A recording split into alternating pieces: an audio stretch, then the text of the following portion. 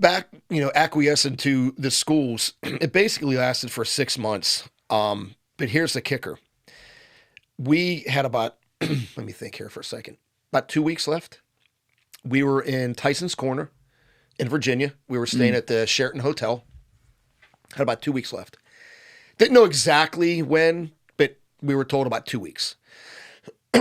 And so every morning we would meet the proctor, the instructor for that day, down in the waiting area of the hotel. And so of course, we're early, of course, right? Gotta be. Yeah, right. So 4 of us are standing there. There was 6 guys left at that time. And I look over near the elevator and I see the proctor talking to 2 of the dudes that were in the course with us. And I'm just kind of looking, and then I see them shake hands, and the 2 guys just walk back down the hallway to the elevator. And the proctor kind of just like walks by. She's like, come on. So we go outside, and we had a 12-pack van that we were using for training. He jumps in the driver's seat, and we're all just sitting back there, and turns around like this, and he said, you probably noticed that 2 of your compadres are no longer here. Does anyone want to take a wild guess why? And of course, you ain't gonna say shit, right? You go through that course, you're all ears and no mouth, right? Yeah. You ask questions, but you're not gonna say anything. And he said, what did we tell you day one? Now you gotta remember, this is 5 months and 2 weeks later. Like, what did we tell you day one? And I'm like, Jesus. He's like, we told you, be on time, be in the right uniform with the right equipment. Roger that. I remember that. And he goes, we also told you, don't ever show up to training with alcohol in your breath. Oh. Those 2 gentlemen tied one on last night, and I could smell it on them. Dude, one guy was from SEAL Team 6. The other guy, I don't think he was from Dev Group, but they were both SEALs. Really good operators, super studs, very, very experienced, schooled out, dropped them. Boom! 2 weeks to go. That was an epiphany right there. Like, they are not fucking around. Yeah. Whoa. Yes, sir. So how many, you said it was like 12 of you in that van at that point? No. 4. I graduated with 4 guys. Oh, there were only 4 in that van. So there were 6 at that time. 2 guys got sent home, and it was me and 3 other guys. And that's who I graduated. My graduating class had 4 guys. Now, how many, do they do classes simultaneously in different places? Only one. Yeah. Wow. Yeah. Now, how does this, I don't know if you can say this part, but like, how does this work? Once you graduate, are you sent to an existing team, I take it? And it could vary in the number of people, so to speak? So once you graduate, that you're now operational. I went home for a couple weeks, just about 3 weeks I went home for. Then I deployed. So without getting into details of how that unit is organized, it's more projects. They got this project going on here, this project going on here, this project going on here, and then you're basically assigned to a project. And when you're assigned to these projects, as you explained at the outset with this group, this is where it's not military, it's CIA, because this cannot be a military type operation, but you have military people who are brought over to the CIA to help run it, no? So everybody in Ground Branch was former something. Got it. They are no longer active duty. They're out Understood. of the military. So they're former SF, SEAL, Delta, Mars, whatever. You're recruited, by somebody, you get in, you make it, and then once you're there, you get put on these projects.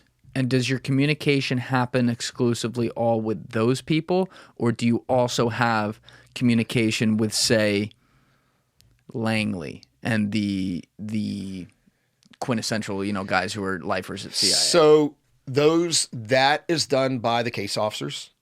Okay. The full-time case officers. So you're having contact with case officers, yes, sir. Which tell people what that is, just right. who don't so know. Case officers, or like, those are the full-time guys that you hear about, spies, right? Case officers, basically, they find people, they recruit them, they train them as assets. So for people listening who are fans of this show, obviously Bustamante from episodes 97, 107, and 126, and Jim Lawler from episode 129 are perfect examples. It's interesting to talk with you because your expertise was in the field undercover with nuclear arms deals and things like that. And it's like the whole reason we went to Iraq was because they had WMD, and that turned out to not be true. That's exactly right. People ask me about that sometime. And it is true that Saddam Hussein had been working on nuclear weapons before then. He had used chemical weapons against the Kurds. The Kurds are an ethnic group there in Iraq. Killed thousands of them. In fact, one of his cousins was known as Chemical Ali. And Chemical Ali used... Yes, and yes, those guys are the quintessential case officer type.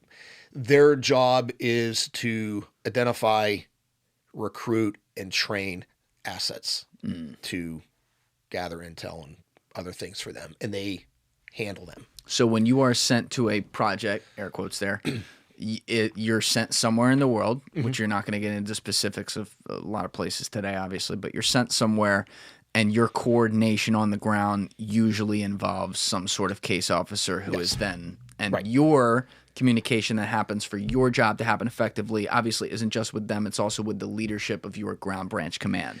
So to a point, the thing that's really cool about that unit is the ability to execute immediately. So in the military, you got to remember, you always have a chain of command. If you're on a Special Forces A team, you've got your team commander, who's a captain. Normally, you got your XO, who's either a lieutenant or maybe a warrant officer. Then you got your team sergeant. So when you plan and you do your op orders, everything's got to be dress right dress. It's got to be approved. Yes. Okay, in that unit, you and I could be sitting around and, hey, we know where so-and-so's at. Go get them. We throw a plan together and we go do it. And of course, planning's important, but we got to run it up to the flag. There ain't no flagpole. They trust you enough at that level. That's why they have you there. You know what I mean? And let me tell you, one of the things that Proctor said to us in the van was very profound. And to this day, I say this to people when I coach them and when I do speaking engagements.